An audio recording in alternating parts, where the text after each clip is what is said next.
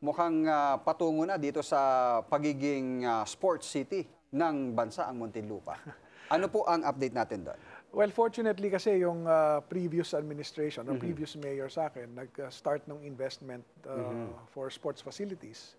At tinitingnan kasi namin ang Muntinlupa that could be a hub for sports. So pinagpatuloy ko rin naman yon dahil may property ang Muntinlupa along the Laguna Lakeshore na very ideal na i-develop. So ngayon, nag-renovate kami ng aming pinaka-basketball arena. And then, nakapagsimula kami, natapos namin yung pagtayo ng isang baseball field. And yung aming aquatic center, no, yung kaisa-isa na, as far as we know, kaisa-isa na indoor Olympic-sized swimming pool in the NCR.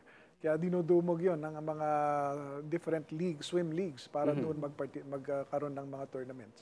So yung mga taga Muntinlupa na mga kabataan, paano po yung paggamit nila doon sa mga facilities na to na meron ang city? Yung mga involved doon sa mga sports programs, of course, ano naman yon, no, part yung training nila sa mga facilities na yon.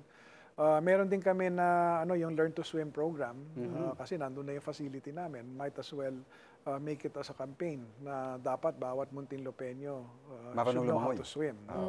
Although nandun ang Laguna Lake sa tabi namin, pero kasi medyo mahirap lumangoy doon sa state ng Laguna Lake ngayon. No? Kaya yung aming swimming pool ang ginagamit namin. And eventually, baka maging training ground din para sa mga national team natin. Well, that's a long-term goal namin. No? Na since meron kami ng facility, we'll be able to produce competitive swimmers na kayang manalo internationally.